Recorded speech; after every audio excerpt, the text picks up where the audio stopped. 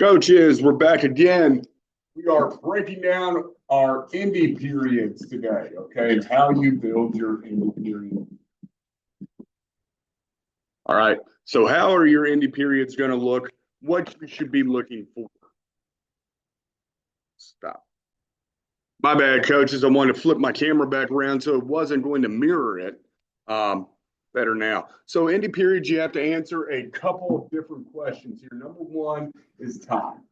All right. How much time you're allotted? You have to talk with your guy who's planning practice, and you have to see how much Indy period time you're going to get. I'm very lucky being a co-offensive coordinator. I'm the one putting together our about said lesson plans, practice plans each week, our offensive days. For us, just to give you an idea of what we do.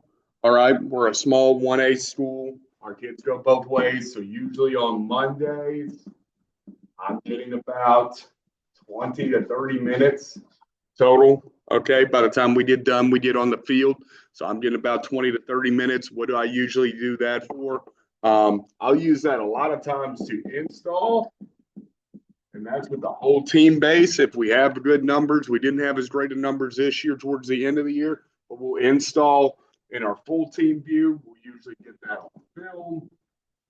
Okay. And then we'll have an individual focus period. Okay. So what would this individual focus periods might be? A lot of times I like to use this in my offensive line group to fix something that might have been a struggle for us the week before. If we gave up a bunch of sacks, we're going to work on our kick step. We're going to work on pass protection. If I'm looking at the end zone film and we're not taking our right steps, we're going to work on steps. Okay. I will get 20 to 30 minutes back again. Usually on Tuesday or Wednesday, we sometimes alternated days this past week on which is our heavy offensive day, which is our heavy defensive day. But I'll get my 20 to 30 minutes back on that. And usually I'm working that with some inside run or a pass scale drill. When numbers are good, and again, maybe you're in that situation where you can work it and numbers are great. I can get these two going at the same time. I like those group periods to sort of complement those Indy periods. Okay. Now, that leaves me with the other day of the week, that Tuesday, Wednesday day, to be my big, I got a giant chunk of time. Now, how we break that down and how that goes to Indy. I like to always start with a stance and start. Okay. Stance and start type drill. All right. This is what I do for a fast paced. Okay. So for us, a lot of times if I'm going to use 10 minutes for this drill. All right. It's going to be something where I have an assistant offensive line coach who helps me out. I like to do two pods if we have our numbers right. Or we're doing two 5-minute stations. Sometimes my tight ends, my H-backs might be with me on this. So for us, last year, a lot of times what we did was we were at the sled, we were at shoots. And usually this is about getting your blood pumping. I like to go blood pumping really fast right here, okay? So we're going sled, we're firing, that's get off drill. Okay, it isn't anything too technical. We're gonna go get off. I work my steps on the sled, my 1, 2, 3, 1, 2, 3 types and drive on the sled. So we're working get off and drive there. Here we're working get off and steps here too. All right, as well as pad height. All right. So each of those things, and I'm going to bring it back to this, each of those things that I was doing have a focus. Our get off, our steps had to be right. All right. Pad height and drive.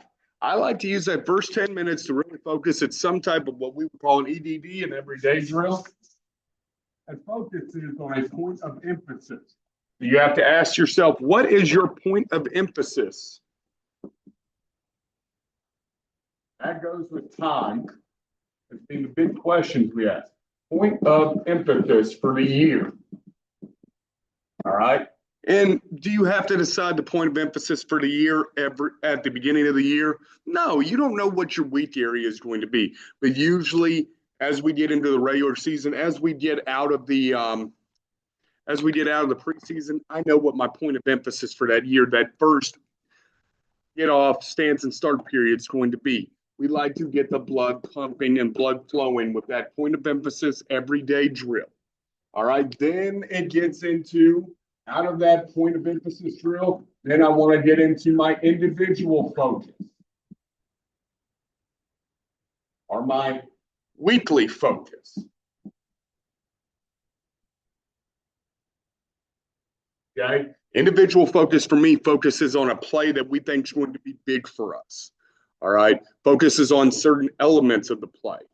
All right. So for us, that individual focus period, so we've gone 10, we're going to go 10 more here. That individual focus period, we're going to focus on a play that's going to be big for us. We're going to be a big track team, for example. Okay. We're probably going to work, I like to call it trap ISO drill. So trap ISO drill for us, usually the front doesn't matter. I just want to get working on this type of thing. If we're going to go, again, I told you I had a small group, so we're going to go partial line here. And my D-line coach loves this because then he can get involved. I'm going to go 4 on 4. All right, 4 on 4, back block. These guys are working the double team off to him. We're trapping right there. And we will rep that over, and over. And then we'll flip it, go the other way. And then again, another high, fast-paced drill. Boom, boom, boom, boom, boom. If we want to run ISO, we'll take him. If we're going to run ISO G, it's easy. We now go to this. If we want to run regular ISO, say my H's are with me. Okay, now we put him here, and there we go. And we got a nice high-tempo drill. Sometimes I can get an older group and a younger group going if I got better numbers. I've gone 20 minutes now, high tempo. I got to dial the tempo back. So for me, that's when I go 10 minutes BRB, blocks on barrels. Big thing I will tell you to get you, we got some from a water treatment facility. We have a guy who's set up. He has some nice barrels for us. Get you some barrels, get you some trash cans. I call it blocks on barrels, period. This one is more of a mental period, okay? We're getting after it. Now we're going mental. We're going through our run game, building that up, okay? Then we'll hit you about 15 minutes of inside run. Inside run is an intense period, okay? There's a reason for it. It's going to be intense. After that, usually we want to come back. We'll have a team period. This team period might be goal line. It might be we go over our heavy set. It might be something like that. After that, then we get into, we're going to go back to an individual focus drill on the passing side. All right, then we get it. And while we're doing that individual focus drill on the passing side, our skill guys are working on pass skelly, okay? Now, you can tilt and sort of adjust this. At the end, we come in with team. I can maybe sometimes throw in another 10-minute period drill. It just all depends. But I would focus in when you build your game plan each week, and we're going to talk about building your game plan next time.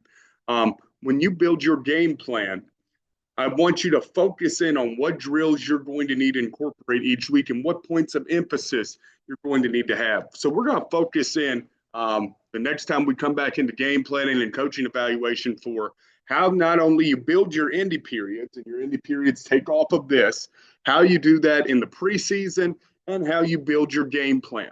Until next time, coaches. Real quick, special episode we're going to do that's actually going to be our next episode. I'm going to be talking about offensive line play in the college football playoff, our first ever 12-team playoff. Let's get excited for it. I'm going to project who I see winning it all. All right. Till next time, coaches. Remember, bigs rule the world.